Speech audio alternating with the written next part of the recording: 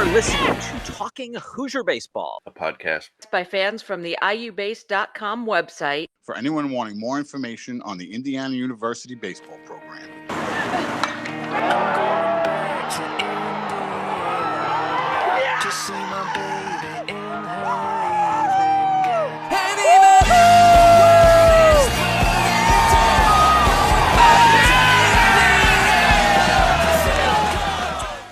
So welcome. We're recording this on Wednesday, July 15th, 2020. I'm Josh Bennett, joined by Stats Guru Cassidy Palmer, master of the RPI Carl James, and the man who is dying to scream balk at a summer game, Chris Feeney. And tonight's special guest is Hoosier third baseman Cole Barr. Cole, thanks for being on with us tonight. Thank you for having me. Appreciate it. So Chris is going to get us started off with the Hoosier highlights. All right, thanks, Josh. We have quite a list this week. Starting with Ty Bothwell, he won Player of the Week in the Coastal Plain League, and we also have Tyler Nelson, an incoming freshman. He's playing for the NWI Oilmen. It's an Indiana team, local team, and he's hitting .524, and he's been getting all kinds of praise from his coaches and people from around the league. So we got quite a hitter coming with Tyler Nelson. Now, something a little strange: incoming freshman pitcher, Costa Sirionis. He's had one start, I believe. It was good. 3 innings, a couple runs, he had up like 5 Ks. But I guess they're letting him hit if he's an extra hitter or whatever the case. He hit a grand slam the other day. So we might have a sneaky extra hitter in the lineup next year. You never know. Also, Gabe Biermann has not given up an earned run yet for his summer league team. And he had some national scouts out watching him raving about his changeup, calling it one of the best in college baseball. But it's great to hear Gabe's name getting out there nationally. As far as the pros, a lot of good news coming out of Cubs and Giants camp. They're both saying that they're going to use Schwarber, obviously the Cubs, as DH. He'll get more playing time there. And Alex Dickerson also, his coach mentioned he's going to be used as a DH as well. So more opportunities for them. And also out of Cubs camp, Josh Fegley, he's hit 3 bombs against Cubs pitching. Obviously, these are intra-squad games, but he's hit 3 out at Wrigley. And his coach is saying with the extra players, David Ross, obviously, he's saying he's holding 3 catches. He's leaving camp with 3 catches, and that's going to put Fegley on the roster, I would think, if they're holding 3. So that's good news for him. Also, that came out for the high school for the recruits. Perfect Game has moved the 2021 class to number 25. So we were top 25 rated class coming in, and that includes TJ White, Luke Hayden, Colson Montgomery, Max Johnson, and many, many more. Those are probably the highlights of the class, though. So that's real good to hear about. You know, we have I always type it a lot on Twitter and stuff, but the future is bright and nationally recognized now. Top 25, the highest rated 21 class in the Big Ten, and you know, quite up there nationally. So I don't remember. It was even those teams that ended up, you know, going to College World Series and this and that. Nobody really knew then.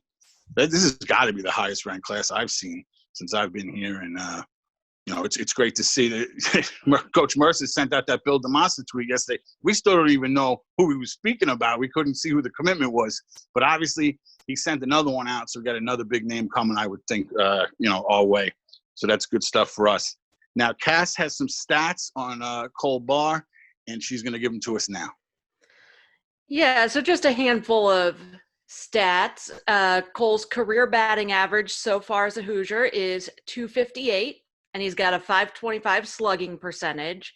He also has 19 home runs, and that includes the very short 2020 season. So there's a little bit of an asterisk on all things career and all things 2020. A few things that really stood out. Cole walked in 13% of his plate appearances in 2019, which was the most complete season. And in the partial 2020 season, Cole actually dropped his strikeout rate 12% from the previous season. So that's always fantastic to see. Cole has actually started each of the last 75 games. I didn't know that until I looked this up today. And he was the only Hoosier to start all 60 games last season. And as we all know, Cole likes to hit his extra base hits. 43% of his hits in the shortened 2020 season went for extra bases. That number was 58% in the complete 2019 season. So lots of extra base hits there. So again, welcome, Cole. It's great to have you on. Thank you for having me. So our first question to start it off, when did you start playing baseball as a kid? We heard you actually didn't love it right away. Yeah, my mom signed me up for T-ball, and I was, I don't know, probably 5 or 6. And I actually didn't like it, but she's like, you got to do something. And then ended up playing like regular like Little League or whatever, rec league, and I actually loved it. And then been playing ever since. So Cole, do you miss pitching? What were some of your favorite moments when you were on the mound at Yorktown? Kind of hit or miss with pitching. Like, I want to throw an inning every once in a while, but I wouldn't want to be a pitcher. I would honestly say I was a better pitcher in high school than hitter anyway. So like, I kind of just missed that. Just, having the ball on the mound, just like being able to dominate. It's just like you versus the batter. I do miss that, and just like the competitive aspect. And I like, the pressure on the line. Like, I like coming into close, like in the last inning and stuff like that. I saw a clip, actually read about it. You left the bases loaded in one of those sectional games or something. And I don't know if that closed the game out, but it was a huge situation. I remember reading about that. I don't remember. That was a long time ago. Yeah. No, I'm sure it was. I threw a lot. Some other video I saw of you playing football. I saw you cracking some people in the end zone, breaking up touchdowns. You were quite the safety. I actually didn't see too much of you on offense, but it mentioned that you played wide receiver too for Yorktown. Yeah, I hurt my thumb like a week or I think week 1 or 2. So then I pretty much only played defense and like special teams. But yeah, I miss football every day of my life, to be honest with you. I miss being able to hit people. Did you ever think about football as an athletic, going forward besides baseball or not? No. I mean, realistically, 5'10" guy going to the NFL is, a lot harder than, being a 5'10" guy going to the MLB. So that's kind of my thought process. I like baseball better at the end of the day. I'm glad you chose what you did, by the way. So Cole, while you were at Yorktown High School, you committed to IU in August of 2015. What other schools were you considering at that time, and what made you choose IU? I had offers from Ball State, Penn State, and Kent State. I actually really like Kent State. I really like Coach Nunn and stuff. But I don't know what it was about IU, but like I was there for probably 5 minutes. I looked at my mom like, "Mom, I'm coming here. Dad, I'm coming here." They're like, give it a chance. Look at everything. I'm like, "No, I'm coming here." Like, I don't know. I just knew when I was there. So Cole, what are some of your favorite memories of your time playing with the Indiana Prospects? I would say just like, my teammates, and I mean, obviously playing and like, you go all over the country, but just like hanging out with the team, like being in the hotel, just doing whatever do. Like, I mean, a lot of those guys are still some of my good friends. Like, I hang out with them this day, still talk to them. So, I mean, I think it's just the team, and you just meet so many different people. And it's kind of cool about the summer league is I get to play with some of them that I played with before, or like get to play against them again, which is pretty cool. We barely knew you your freshman year, as you only got to play 22 games due to injury. So how was it dealing with that to start your Division I career? I mean, it was tough because, like, personally I had a lot of goals and aspirations, and, I just battled hamstring injuries, probably half the year. And, I mean, it was tough, especially not knowing exactly what I was getting into. And then, having some failure, trying to come back from the injury just made it really hard. But, at the end of the day, I think it helped make me mentally tougher, for later on in my career. I don't think anybody was ready for the power that came, because I remember we ran that home run pool, first home run. Nobody had you. Not one person voted for Cole Barr, and who hits the first home run of the season? Cole Barr. So I think you snuck up on some fans too, to be honest. Now that first year, who would you say you learned the most from as far as the upperclassmen? I don't know. That's a tough question. I maybe Larry Eustace. Him and Colby. I'd say I learned a lot from them. I hung around them and kind of picked their ear a lot. Cool. So I know we're kind of jumping around, changing topics, and this is going to kind of follow that. So how did you enjoy playing summer ball with the Amsterdam Mohawks? It was okay. I mean, It was just a kind of surreal experience, I think it was 13 hours away from home. It was just, it's upstate New York. It's not like New York, like what you guys might think. So like, it's kind of just in the middle of nowhere, like lived like 45 minutes from the field. If you went to, like, it's not like the Northwoods where you'll go on road trips. Like you're traveling, like if you're play away, you're going to be on the bus. Like, so probably, 3 or 4 times a week. Adjusting to playing more often was tough, but at the end of the day, I think it helped make me better. Okay. And so going back a little bit, thinking about your freshman year and your sophomore year, how was the adjustment to the new coaching staff after that freshman year? I think it was a really smooth transition for me, at least, because I feel like I'm like-minded, like our coaches now. And, they had a lot of information to give, and I was kind of just eating it up and, just going in 100%. And, it's ended up working out pretty well for me. Well, the ball was flying in 2019 for you and a lot of the Hoosiers, leading the Big Ten in home runs, the team almost leading the nation in the category.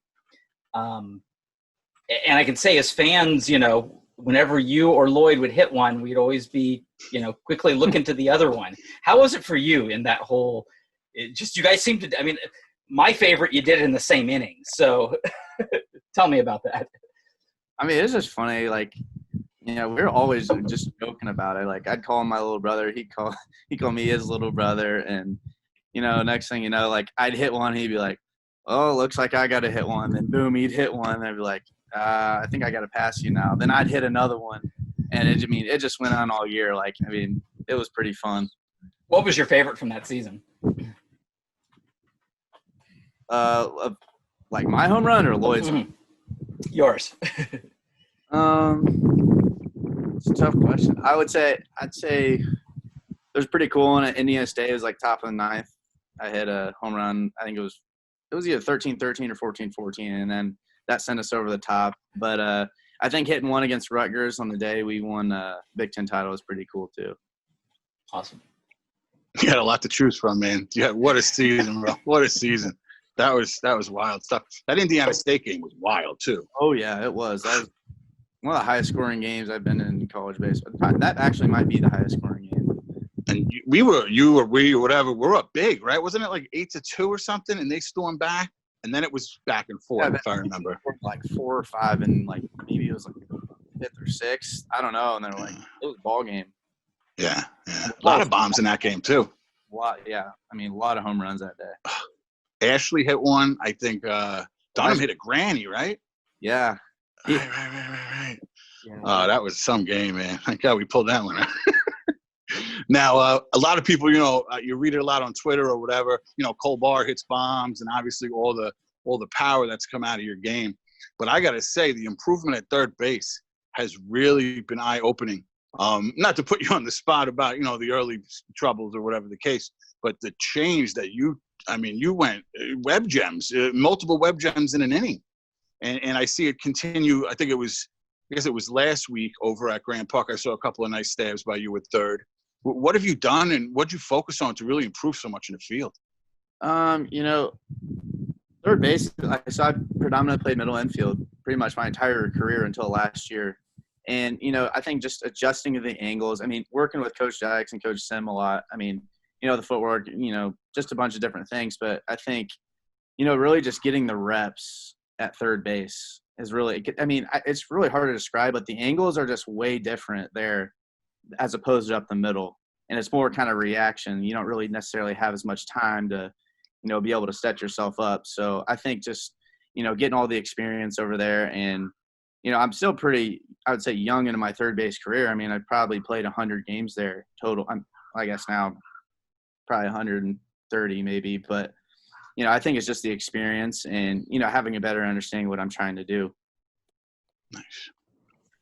So, Cole, you were drafted 2 years ago by Seattle in the 37th round. Were you in contact with other teams during that process? And maybe just tell us a little bit about what it's like to go through the draft process and maybe be waiting around on draft days. Honestly, leading up to the draft, I didn't really hear anything, so I really wasn't expecting much. Like, I thought there was like a possibility, but I really didn't know. I mean, obviously, I was checking it all day, like the whole day, and I was just sitting in the living room with my brother, and like I just like looked on the thing. I was like, oh my gosh, they just picked me. I couldn't talk for 20 minutes. It was a pretty surreal moment. So, Cole, what went into your decision to return to IU after being drafted? I think, we had expectations. Everyone, we were going to come back and have another big year. Like, feel like I can improve my draft stock and everything, and pursue another championship. So, I mean, it didn't get to happen, but like, hindsight 2020. You got on base 35 straight games and won MVP for the Lakeshore Chinooks. How was the experience playing there? I actually loved it. It's tough playing every day, but I honestly would prefer to play baseball every day. Like that natural rhythm of the game. Like, I mean, I just love everything about it. Like, you're on road trips every day. You're staying at hotels and stuff. Like, I honestly didn't mind it at all. Like, I just really had a good time. We had a really nice field. It was at Concordia University, Wisconsin, which is all turf, right by Lake Michigan. Just kind of tough there. The air is super thick and always blowing in. But, I mean, we had a weight room. We had full training staff, locker room. I mean, honestly, everything you need. And, I really enjoyed being around my teammates. I liked our coaches and stuff. So Wisconsin rated way higher than upstate New York, it sounds like. Yes. Yeah, you were way up there as far as upstate. Yeah, that is nowhere near the city. Yes. No, it was like 3 hours. Yeah. I heard the owner takes care of the players, though. I heard like the team owner, like he's really into it. Yeah, in Amsterdam. Yeah. Spags is a pretty good guy. I had a really good host family too. I think it was just kind of a culture shock a little bit, being so far away from home, like for real, like the first time. Right. Stick you up in the woods in New York. Yeah, but I mean, last summer I was on a different mission than I was my freshman year. Like, I had some goals I set out last summer, so I think that's what also made it a little bit better. You made him an MVP of the team, right? If I remember. Yeah. Yep. Nice. Now this one, I gotta ask. I mean, I've seen some Photoshop jobs, so I don't know if this is a legit thing. But I remember seeing you texted somebody and said you were going to hit the bomb at the box off the scoreboard. Was that real? It was. That was actually my dad's best friend. His name's Rick Ellis. But yeah, he I don't know what he said, but I was like, dude, I'm gonna put. I think I said I was gonna hit one over the scoreboard or something. And I hit the scoreboard, but yeah, it was. Yeah, I actually did say that the day before. Somebody put it out. They must have screenshotted it. I'm like, I don't know if this is real. I'm going to ask them. It was real. Well, you called it, man. That was like the first time we really got to cheer and the excitement in that place when that happened, man. That was a great. It was just that whole experience. Silent by all of them. It was a pretty surreal moment. So on that note, what was it like opening the season up at a place like the box at LSU? I mean. It was honestly probably the nicest like grass field I've ever played on. So that part was nice. I mean, you hear so much about LSU, SEC baseball, all that, but like, the fans, like the energy and everything there. Like, I mean, I don't think you could really ask for a better opening day. So on to a slightly sadder topic. Where were you when you found out that the 2020 season would be cut so short because of COVID, and what was kind of going through your mind when that was happening? I was actually in the locker room. Like, we were all in the locker room. Like, I can't remember. Merce was telling us something like we were like, suspended indefinitely or whatever. And then Coach Parker like saw the tweet or something that it was actually canceled. And my initial reaction was kind of disbelief. I'm like, there is no way like we're going to have our entire season canceled for this. Like, maybe they'll push it back. We'll play in May or something. But like, I mean, everyone was obviously super sad. Like, but I was just a little bit of disbelief. But then several days later, it hit me. I was like, dang, like, missing out on a lot here. Like, we put in all this work. Like, we really felt like we had a good team. Like, we were really close. Like, we enjoyed being around each other. And then it was just a really sad moment, having that taken away from us. Well, so you went obviously for a while there from the season being canceled to your time at Grand Park. What have you done during that time period to stay sharp? I mean, workout. I mean, I haven't worked out as much lately because we've had games, but pretty much work out about every day. I mean, hit as much as I could. Actually get live at bats in Indy, whatever pitchers we're willing to throw, which is actually really helpful. Like, we'd have, a couple hitters and then, 4 or 5 pitchers. Like, you can get quite a few at bats. And I honestly felt like I got a lot better just being able to get a ton of at bats and, kind of figure some things out. Now, after that break, obviously you were lucky enough. I don't know. Were you going to play summer ball? Were you originally set up to play summer ball? I was not, but then I was maybe going to go play for the Lakeshore Chinooks again. Mm-hmm. But then I knew the Grand Park League was going to happen, and I didn't think it was very likely that the Northwoods were going to play, which, I mean, they are, I guess, but not really. So seems like it's a lot tempered down league from what I'm looking at. It's not the Woods that it usually is. Mm-hmm. And now I've seen you play a couple of times at Grand Park. Got to see you hit a bomb. You pointed out where that other one went. People were raving about you that day. It hit the batting cage over the fence, left center, right? I didn't see it. I don't know. Yeah, well, that's what people were saying. You obviously had your stroke back right away. Now, if people don't know, they can come see Cole play at Victory Field.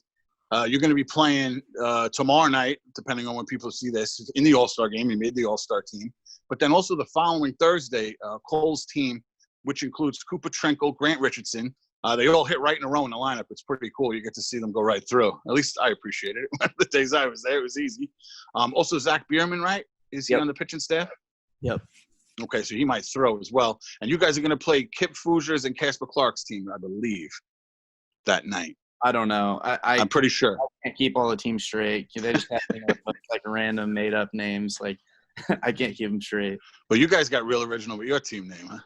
Yeah, well, we, on the list they had A, B, C, and so on. And we just happened to be Team A, so we're like, we got to be the A team. Yep, I noticed that. That was good stuff.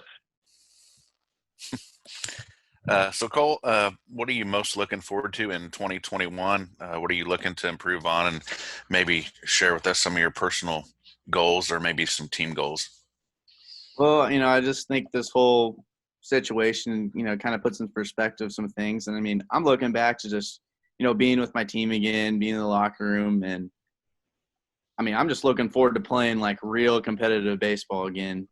But I'd say personally, I just – I feel like I've gotten better over this period, and I just want to continue that and be able to show that, like, specifically, at the plate. I think, I think I've improved my swing, been able to do things that I haven't been able to do in the past, such as, like, like battle at the plate, like be more adjustable, hit breaking balls better. And then I think I've improved defensively as well. And, I just want to be able to showcase that and then ultimately win games. And, I think we're going to have a good chance to go pretty far next year again. So if you were chatting with someone who was considering going to IU, what would you tell them?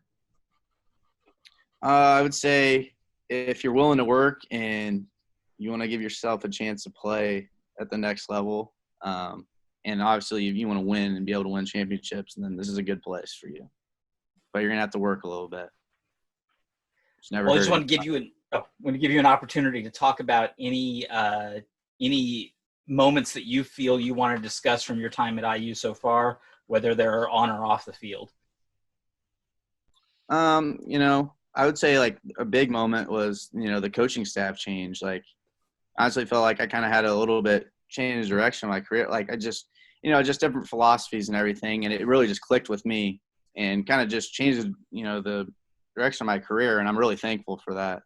And, just like the teammates and, the people you meet, like you can't really replace that. Like, I mean, some of these guys are my best friends for life. And, it's hard to describe kind of that feeling in the locker room, the camaraderie. But, I mean, that's the thing. Everyone that leaves here, that's what they say. And, I'm the same way. So, Cole, man, we really appreciate your time and willingness to be on with us tonight. I can't tell you how much we appreciate you guys being willing to come on and talk with us a little bit. So we're going to wrap up here tonight. That's going to do it for this edition of Talking Hoosier Baseball. Read up on Indiana baseball at iubase.com. Follow us on Twitter at @CUAtTheBart and at IUBase17. Please leave us a review on iTunes, Google Play, or Stitcher. So for Carl James, Chris Feeney, and Cassidy Palmer, I'm Josh Bennett, and we'll see you at the Bart.